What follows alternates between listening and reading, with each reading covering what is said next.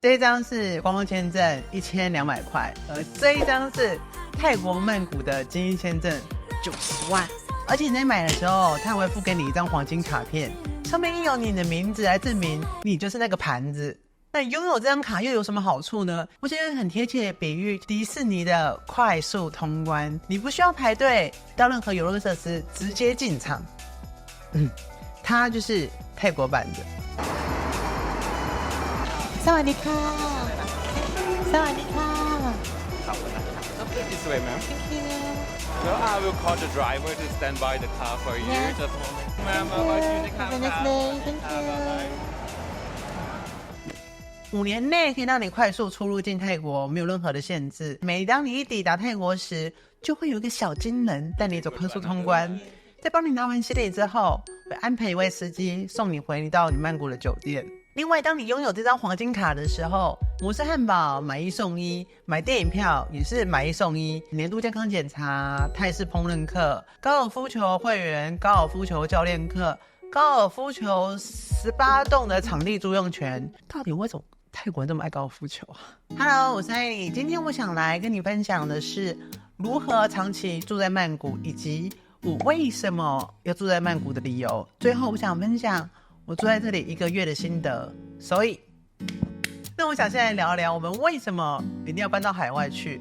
在台湾住不香吗？我觉得除了躲避天灾以外，还有一个重要的理由是消费降级。我想先来分享一下我在曼谷1天的生活花费。早上起床呢，我会先到 7 买一杯中冰拿，35块。化完妆，我会坐着摩托计程车到我常去的共享空间，35块。接下来我在美食街吃一个选3菜的自助餐，65元。下午我边工作边吃贩卖机的小饼干，15块钱。晚上奢华一点，叫个串烧外卖，120元。这就是我1天在曼谷的花费，就是300块钱。你折合台币的话，现在是260块。那我之前住在台北的时候，1天的花费是600元，整个价差下来是340块钱整。你想想，1天就差了340，那1个月是不是就差了12000块？1年不就差了122400块？当然了，这很重要的一切前提之下是，我从来没有打开过曼谷的虾皮。对，真的超好逛。以上的话就是只是伙食花费而已，但真正在国外重要的是自由，对吧？自由才是旅居海外真正的价值啊，各位。你想象一下，你一个人在顶楼的泳池旁用着电脑工作，你一个人在泳池旁用着电脑工作，当你晚上关上电脑时，你就可以随着你的脚步轻轻的探索曼谷这个城市。你不去想想浪漫吗？我是觉得很浪漫嘛，我是不知道你觉得怎么样。不过你也向往这样生活，想长期住在曼谷，你可以参考以下的步骤。你要先确认你的职业跟收入是不是可以旅居海外。主要的这个是你受人雇用，但你必须在固定场合出现的，常见的有老师啊、服务业、医生等等。在右边这一个是你不需要在固定场合工作的，像是你们公司采全远距离工作、工程师、网页设计师。在左下角这一个是你自己是老板，但你又必须在固定的场合出现。我自己想到的是美甲店的板娘、医美诊所的院长，因为他们的技术太值得信赖了，导致每个到那边的客人都指定一定要老板来做，不然就是院长来做。在右下角这个可能就大家最常见的，像是自由接案者，很常见的有可能有 YouTuber， 然后线上英文家教 Amazing Talker， 这些不需要在特定场合工作的人就特别适合旅居海外。像我以前在台北当 show girl 的时候，每一天都需要配合厂商到世贸，不然就是南港来配合他们做活动、发传单。自从有一天我记得是建材展，一样是穿着赛车服，但那一天场馆冷气我就不知道是谁开那么冷，我冷到整个大发烧。这不打紧，我回去之后发现我自己胸部上面长了那种一粒一粒的，我的脸！我去看医生才知道长了蛇皮。Oh my Jesus Christ！ 当你确认完职业之后，你可能会想问说，那艾莉，那我到底要有多少的收入才能搬来曼谷？我觉得就像我前面说的，这取决于你想要过怎么样的生活。我觉得我一天花300块钱吃吃小饼干，我就很心满意足、小确幸了。但其实呢，我大部分的花费都花在了这里。我花了25000块钱在这里租了一个楼中楼的公寓，它的楼梯非常的滑，然后导致我每次下楼都要超级小心。社区有游泳池，还有健身房，还有个大到浮夸的交易厅。然后这个位置每天都会有一个广东大叔坐在这里炒股。我很想找他搭话，但我唯一会说的广东话就是好犀利哦，你好。我也不知道发音标不标准，不过可以教我几句，那我去跟他讲讲话。最喜欢这里的地方是它距离我常去的那个共享空间走路只要10分钟。但你们看这太阳，神经病成走了，神经病。对，导致我搬过来以后，我只走过一次，我就没有再走过了。每次上下课都叫计程车，这点我倒是蛮后悔的。所以如果一切可以重来，你们可以听听我的意见，就是我会选择1万到15000块的曼谷市区套房，其实就已经很棒了。然后你每天到附近的咖啡厅工作，我觉得这样子更机动性而且更划算。来找房子的部分，我用2个网站，第一个是 Property Hub， 第二个是 DD Property。这2网站的房源都其实我不知道房源怎么样啦，反正界面是蛮好用的。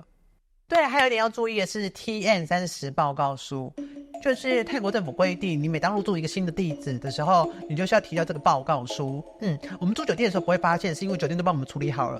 但我搬过来之后发现，我们要自己去处理，然后上面要附上房东的合约证明、房东的房产证明、房东的影印副本，反正很多就是要去房东配合的。那我们如果遇到一个很不负责任、已读不回的房东，你真的除了狂传贴图给他，也没有什么其他的办法。那现在我们搞定了工作，搞定了住宿，现在最麻烦的第2步，签证。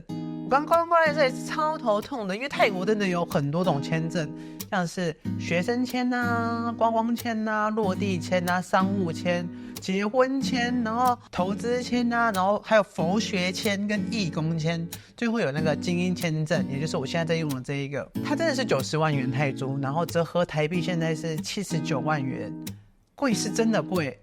而且重点是你可能会想问，艾莉，你是不是傻啦？观光签一次1200，你1年办6次，不就是7200块吗？那你5年加起来，不就36000块吗？你为什么要为了在这里住5年，然后花90万呢？对，你们可能会有这样子的疑问，但是我也有啊。所以在我解答这个疑问之前，我想先分享一个小故事，就是我在去年的时候，其实已经有拿到泰国官方给我的精英签证审核资格，那时候已经给我报价单了60万元。当时我就看着那个数字60万，太贵了吧，60万都可以买台积电股票1张了。By the way，现在可能买不了。那时候我就心想，那我就再拖一拖，看看他会不会降价。然后在这个期间，我就听到中介在打电话来说：“哎，你10月份精英签证要涨价喽，赶快缴费，不然就来不及喽。”哎，这种行销伎俩，我还不懂吗？我就偏不要缴，我看你能涨多少？90万，你们还是人吗？所以我们今天请到这位签证专家来解答我们上面那个问题。如果他讲不好，我们就打他。你是台湾人吗？我台湾人啦，但我去过平去啊，但是我真正无讲台语，真无人知我台湾人。那我们请到我们的签证专家，我是小黑。那我本身是台湾人，那我在泰国这边的话，主要就是帮助就是全世界各个的地方的华人，他们想要来泰国这边定居，那定居相关的内容都可以服务。可以帮我介绍一下泰国总共有哪些签证？泰国的签证的话，我们可以分长、中、短。那短的话，可能就像我们的旅游签啊、落地签啊。那中的话可能就是那种1年的签证，像学生签、工作签。那长的话可能就是精英签证这种，就是一次可能5年到20年的。那什么是精英签证？精英签证的话，除了就是你可以有个长期居留的权利，你也可以在泰国就是合法的开户，甚至是你在泰国的食衣住行娱乐都可以包含到。这边的话，我们可以再提一个小故事啊，好啊好啊，来这边说出来一下。之前 COVID 的时候啊，很多人都还没打到疫苗，刚开始的时候，那时候精英签证的会员啊，在泰国很多人都已经提早打到了，比泰国人都提早打到。为什么？因为那时候很多国家，像台湾那时候我也回不去啊，很多国家你几乎都是回不去的。那你在泰国这边的居民有精英签证的会员，泰国政府是直接安排疫苗给这些人去打。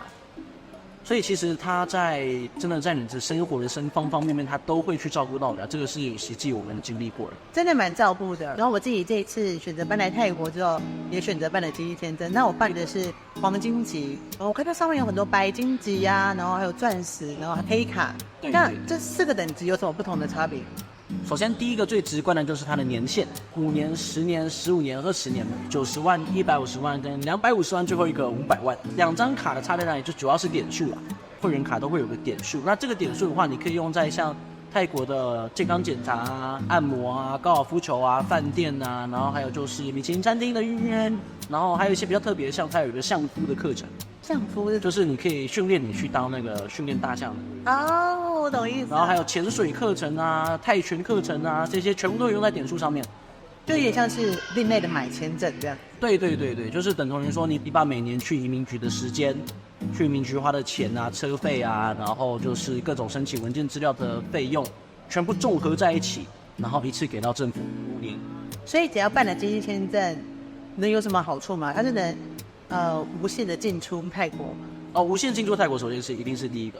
那第二个就是你可以一直待在泰国这边，就是你不用担心说就是像其他短期签证一样。我举个例哈，因为学生签、工作签我都经过。之前有一次因为刚开始学嘛，然后过海关的时候，他问我说他们本地就为什么来到泰国？然后我说วันนี้อายุ23好人呐！就被笑啊！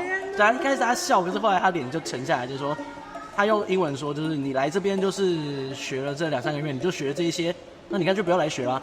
他就这样骂，然后本来是差点要被抓去小屁股，就是说就跟他说英文，他说抱歉，我再多努力学一下，就是本来没学那么快嘛。观光签证你可以在这里留90天嘛？对啊。那我就只来回观光签证就好了。为什么你在放？这个就是我们刚刚前面讲到的，因为很多人他们像现在也落地签可以，那你落地签也是一直来回就可以了，连光签证都不用办。对啊，我现在也是可以长期住在这里啊。可是呢，你这个会被海关反映。我们第一个首先不要谈钱跟时间，你直接到往返泰国是你在海关这边呢，你是会被问话的，就是你既然都那么常来回，那你是不是在泰国这边你有做其他事情？我懂。就会开始调查你了。遣返的时候，你的护照上面是有提到的哦，所以你遣返之后，你要再办旅游签，或是你要再落地签，下次是啪，就很困难了。然后也有很多人问我说，为什么不直接在泰国买房？买1000万以上泰铢的房子是可以办理这个叫投资签证。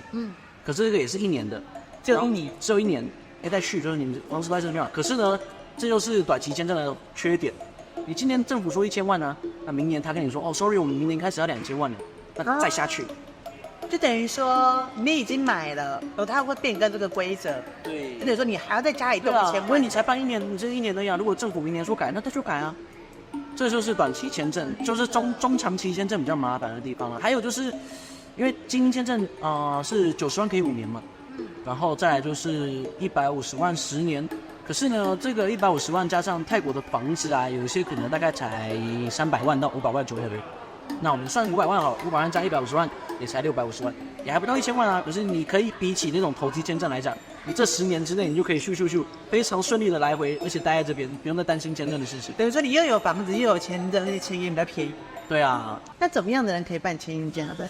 是精英才能办吗？怎么样算精英？最直白的方式就是有钱，任何人都可以办的，因为我们的护照啊，你交过来，我们是送给泰国的移民局审核。审核的话说可以就可以，但是很少人不可以啦，除非你是曾经在泰国犯过法，就是刑事法哦，可能抢银行啊、蓄意伤人啊，或什么国际金融诈骗犯那种才有可能被作为拒绝办理用户。所以其实我们一般人，对我们一般人很难啊，就算你要达到那个 level， 其实也不容易。那如果我今天已经汇款了，然后办了签证了，大概多久可以拿到我的签证？如果在我这边办的话，我可以保证你1到2个月内。我确实也是在小孩这边办，对对。所以如果你们也想办奇异签证然后长飞泰国的话，欢迎到影片下方的连结，这边有小黑的联络资讯，不管是有商务签、学生签，各式各样签证的问题都可以问他。是的，谢谢小黑，谢谢。最后的一个部分，我想来聊聊我为什么想要搬来曼谷。我觉得第一个很重要的理由是，我的白领生意每年都想要赞助姐妹过来做免费的变性手术，在这个过程当中，我想拍成纪录片，但又不是那种很无聊的 vlog， 整天去拿着摄影机问别人说：“哦，你痛不痛吗？痛吗 ？”No， 我想拍的是属于他个人成长的成长纪录片，又正向又有质感，同时对你来说又具有一定的观赏性。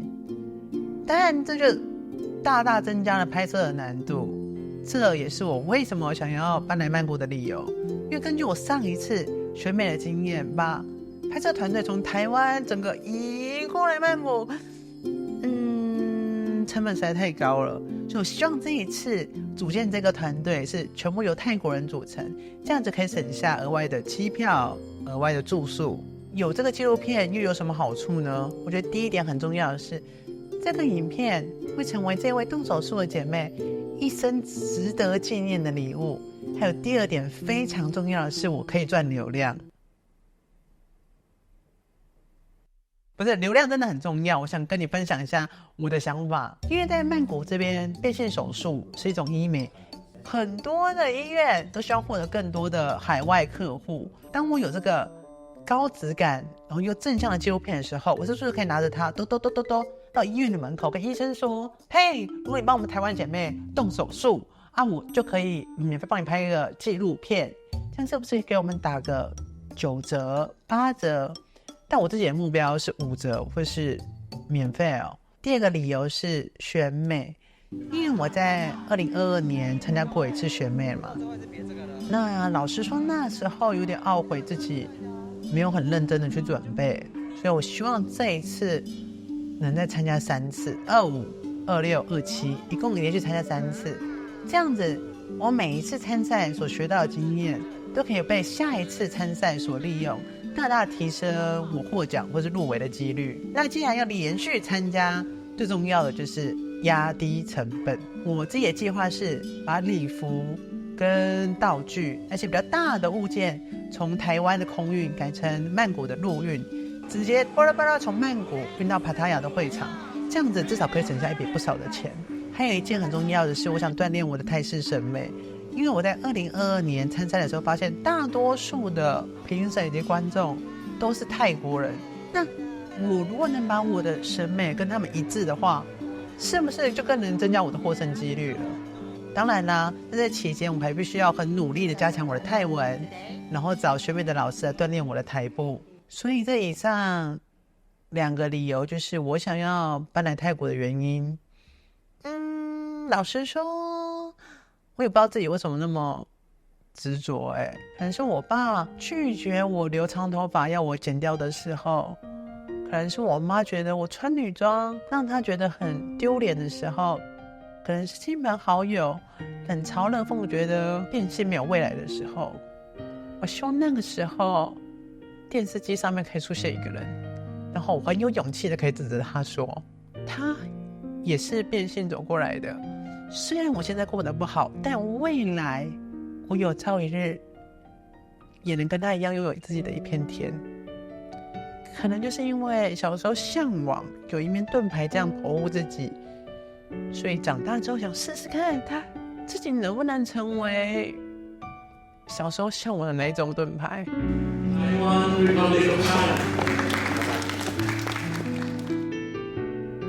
然后现在搬来曼谷已经1个月了，老实说真的蛮寂寞的，因为我在这里没有半个朋友，菜单都是泰文，点餐都很困难。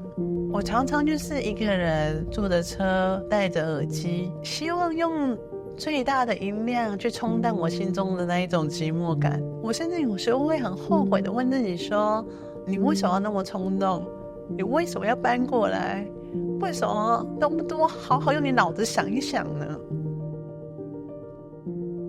那我每当工作到一半，合上电脑时，抬头一看，发现其实我并不是一个人，周遭有许许多多一起努力奋斗的学生，他们虽然跟我来自不同的国籍、不同的家乡，但我们都是为了一样重要的人生目标在奋斗着。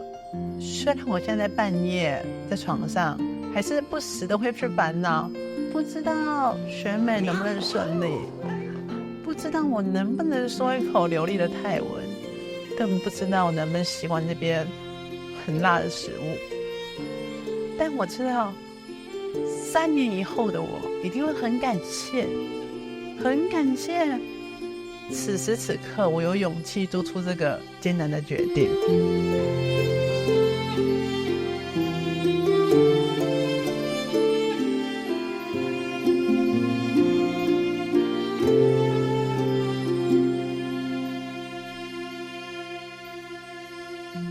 好了，我是艾莉，希望你喜欢今天的影片。那我的百里生音百里萃胶囊主打的就是美白，然后早上记得要配维他命 C， 效果才会更好。